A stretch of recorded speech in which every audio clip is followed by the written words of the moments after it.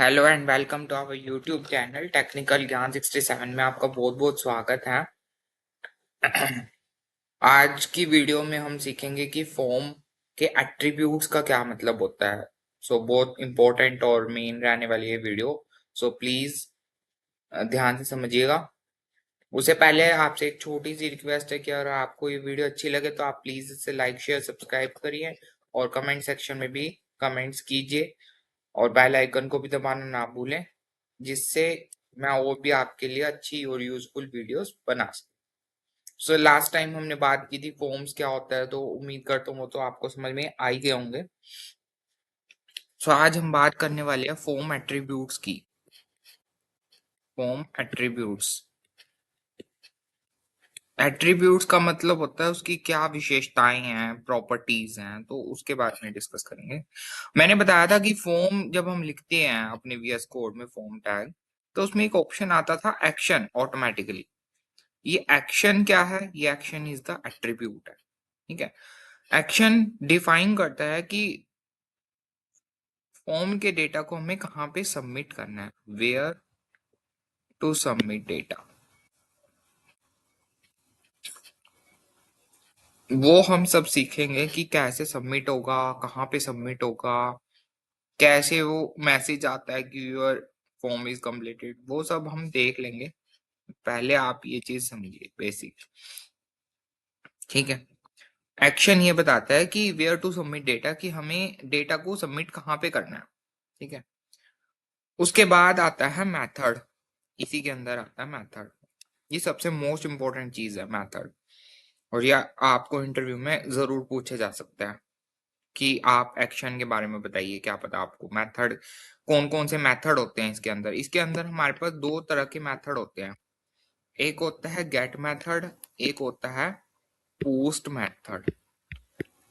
ध्यान से समझिएगा।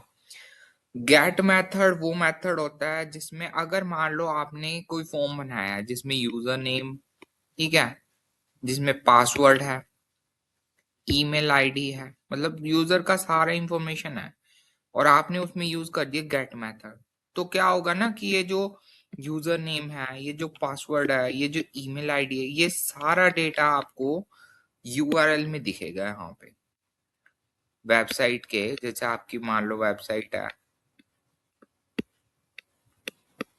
ठीक है,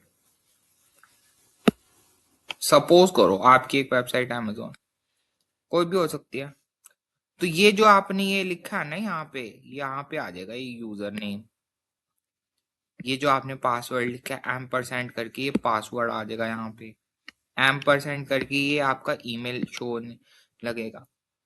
तो गेट मेथड को प्रेफर्ड करते हैं कि कभी भी यूज नहीं करना चाहिए इन केस ऑफ कि अगर आप ये चीजें बना रही हैं पासवर्ड से रिलेटेड। तो फिर हम क्या यूज करें? तो हम यूज कर सकते हैं पोस्ट मेथड। पोस्ट मेथड एक ऐसा मेथड है जो इन सब इंफॉर्मेशन को हाइड कर देता है, यहां से ये चीजें हाइड कर देता है। इसलिए प्रेफर किया जाता है कि हमेशा पोस्ट मेथड को ही यूज करें। बट गेट मेथड को भी हम यूज कर सकते हैं, बट इस केस में नहीं तो किसी और चीज में सही, जहां पे हमें यूजर को दिखाना हो कि नीड हो कि आपने ये चीजें डाली हैं, यूज कर सकते हैं। खैर इतना डीप में नहीं जाते अभी। सो कहने का मतलब क्या है कि फॉर्म की जो वैल्यूज हैं वो विजिबल हो जाती हैं एड्रेस बार में। This is the address bar. ये जो हमारा यूआरएल का है, यूआरएल भी बोल सकते हैं इसको, एड्रेस बार। क्लियर है? So sending sensitive information, get method should not be used. Clear है? अब इसकी बात कर लेते हैं 2 मिनट के लिए, फिर इसकी बात करेंगे। इसमें सेकंड पॉइंट है कि जो लेंथ होती है ना यूआरएल की, मतलब हमारी ये जो एड्रेस बार है इसकी जो लेंथ होती है वो लिमिटेड होती है यार। ऐसा नहीं है कि आप यूज करते जाओ, लिमिट होती है। कितनी होती है? 2048 कैरेक्टर्स अलाउड होते हैं ओनली। फिर चाहे आप इसमें डॉट डालो, चाहे आप इसमें स्पेस डाल लो, कुछ भी डालो, स्पेशल कैरेक्टर्स डालो, इससे ज्यादा नहीं हो सकती, लिमिट आई है 2048 की। फॉर्म सबमिशन जो होते हैं इसमें, फॉर्म सबमिशन जो होते हैं इसमें गेट मेथड के साथ, वो कैन बी बुक मार्क होते हैं, बुक मार्क कर सकते हैं, मतलब हम उसको सेव कर सकते हैं, कहने का मतलब ये है। ठीक है जी, समझ में आया आपको इसके बारे में। अब बात करते हैं हम पोस्ट मेथड। पोस्ट मेथड को जब हम फॉर्म को सबमिट करते हैं तो वैल्यूज जो है, जो फॉर्म की जो वैल्यूज है हमारे पास, जैसे यूजर नेम पासवर्ड वगैरह, यूजर नेम पासवर्ड, ये विजिबल ही नहीं होते एड्रेस बार में, नॉट विजिबल इन एड्रेस। सबसे बड़ा मेन प्लस पॉइंट इसका यही है। Form values will not be visible in the address bar, चाहे आप यूजर नेम के लिए भी कर रहे हैं या किसी भी और चीज के लिए कर रहे हैं तो वो विजिबल नहीं होगा एड्रेस बार में। मैंने यहाँ पे कहा था कि लेंथ जो है इसकी लिमिटेड होती है, लेकिन यहाँ पे तो कोई लिमिट ही नहीं है, नो लिमिट, जितनी मर्जी लेंथ हो कोई दिक्कत नहीं है। तो लार्ज डेटा भी हम इसमें सेंड कर सकते हैं, large amount of data send to the server for processing. Clear. और तीसरा मेन पॉइंट इसका ये है, इसको हम बुक मार्क नहीं कर सकते, no book, not book mark, मतलब क्या है कि हम इसको सेव नहीं कर सकते। ठीक है, समझ में आ रही है किसी? ओके, तो अब हम बात करते हैं। सबसे पहले हमने बात करी थी मेथड की, और मेथड के हमने अंदर देखे दो मेथड, जिसमें गेट था और जिसमें पोस्ट था। अब सेकंड चीज आती है target. Target attribute most important. मैंने आपको पिछली वीडियोस में बताया था कि एंकर टैग में हम एक एट्रीब्यूट यूज करते हैं टारगेट। ठीक है, हम इसको फॉर्म में भी यूज कर सकते हैं कि हमें भाई टारगेट कहाँ करना है, हमें एक नए उसमें चाहिए तो अंडरस्कोर ब्लैंक लगा दिया, बताया था ना मैंने आपको, देखी होगी आपने वीडियोस। सो टारगेट, टारगेट वो जगह है, वो प्लेस है जहां पे हम where the form, where the response, form का जो रिस्पॉन्स है वो हम दिखाएंगे। कहाँ पे दिखाएंगे? Is to be display. ठीक है,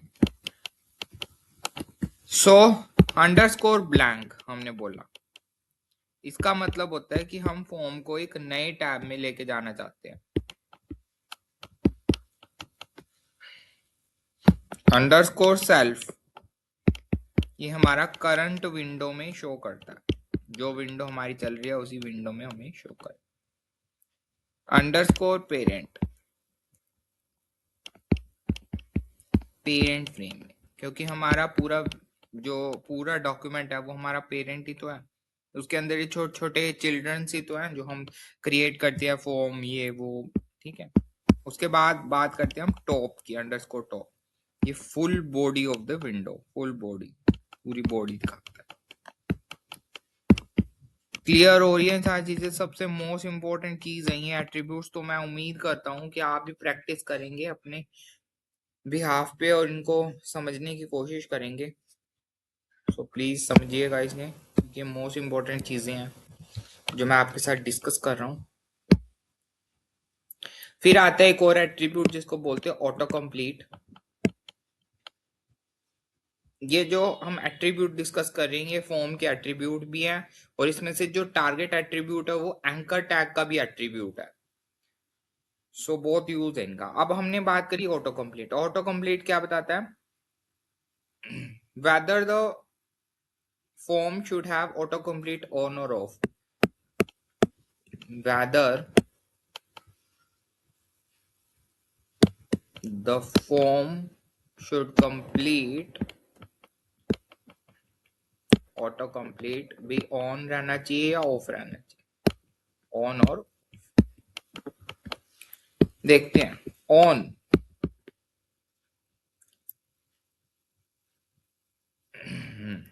इसका मतलब है कि जो ब्राउजर है ना हमारा, कोई भी ब्राउजर है, वो ऑटोमेटिकली कंप्लीट कर लेता है वैल्यूज को बेस्ड ऑन प्रीवियस वैल्यूज।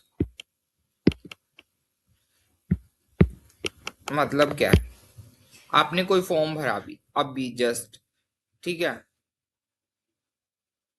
आपको एक प्रॉम्प्ट आता है कि यहाँ पे ना सेव करने का। कभी कभी हम क्या करते हैं, यूजर नेम पासवर्ड को ना, जैसे मान लो हमने सेव कर दिया, सेव रहने चाहिए, नेक्स्ट टाइम जब आप उसी वेबसाइट पे जाओगे ना, तो वही यूजर नेम पासवर्ड आपको फिल हुए मिलेंगे ऑटोमेटिकली। ये काम होता है ऑन का, ठीक है। सेकंड आता है ऑफ। ऑफ का मतलब क्या है कि जो ब्राउजर है ना, वो सपोर्ट ही नहीं करता। मतलब कि आपने कभी अभी जस्ट ईमेल आईडी पासवर्ड कुछ भी भरा है, तो वो अगर सेव आपने अगर ऑफ लगा रखा है, अगर आपने सेव भी कर दिया, तो वो सेव होगा नहीं। इसका ये फीचर है ऑफ का।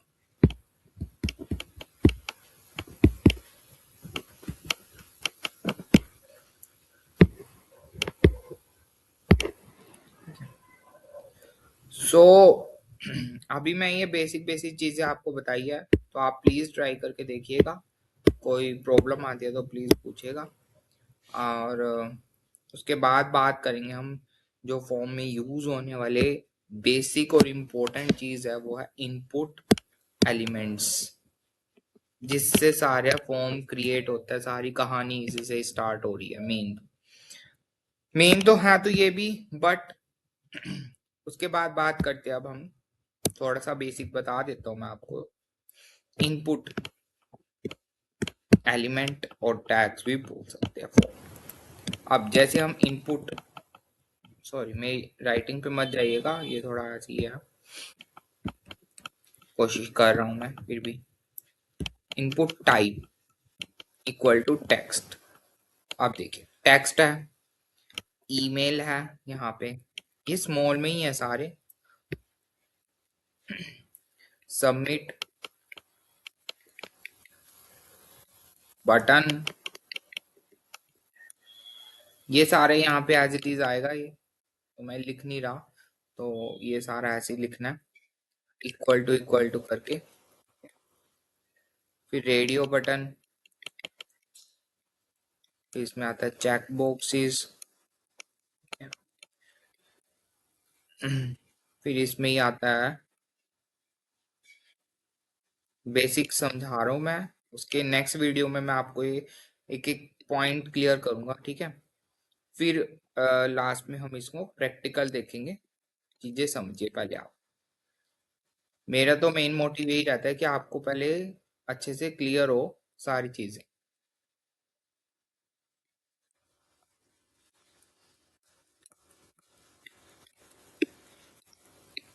और ये सेल्फ क्लोजिंग टैग्स है, इनको क्लोज करने के लिए अब हमने लिखा input type equal to text. ये चीज लिखी हमने, इसका क्या मतलब है कि ये टेक्स्ट फील्ड को दर्शा रहा है। टेक्स्ट इनपुट फील्ड है हमारे पास, ठीक है। हमने लिखा input type equal to email. ये बता रहा है कि यूजर से हम क्या मांग रहे हैं, ईमेल वेरिफिकेशन, ईमेल मांग रहे हैं, ईमेल एड्रेस चाहिए हमें, ठीक है। यहाँ पे वो ये नहीं है ABCDXYZ, मतलब उसे पूरा प्रॉपर ईमेल एड्रेस डालना पड़ेगा, तभी ये आगे बढ़ेगा, वरना नहीं बढ़ेगा। सबसे बढ़िया फीचर है। फिर आता है सबमिट बटन। मतलब इनपुट टाइप अगर हमने सबमिट लिखा है, तो इसका मतलब ये है कि हम अपना फॉर्म जो है वो सबमिट करने वाले हैं, और यहाँ पे डिस्प्ले करता है एक सबमिट बटन, डिस्प्लेस ए सबमिट बटन। क्लियर है।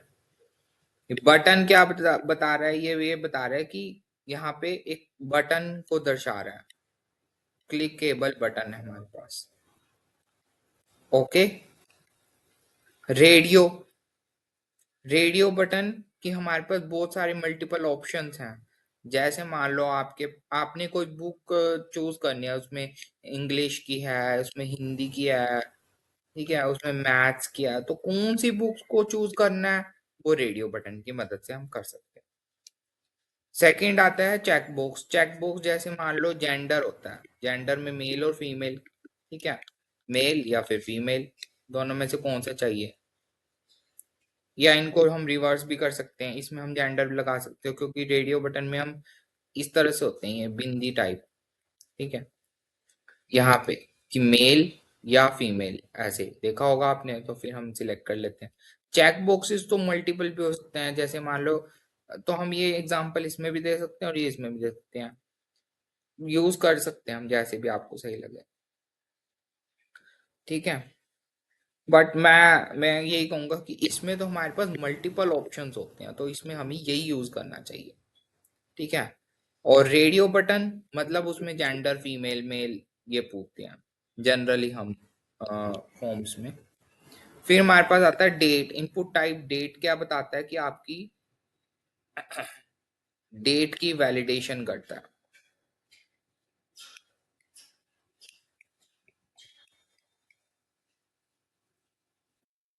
ठीक है।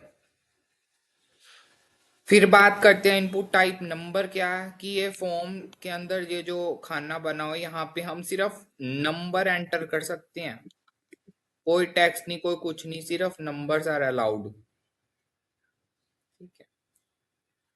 टेल का क्या मतलब है, इनपुट टाइप टेल, ये बताता है कि यहाँ पे टेलीफोन नंबर आना चाहिए और कुछ नहीं मैं एक्सेप्ट करूंगा, मतलब वो 10 डिजिट्स का जो टेलीफोन नंबर हमारा होता है वो डाल सकते हैं।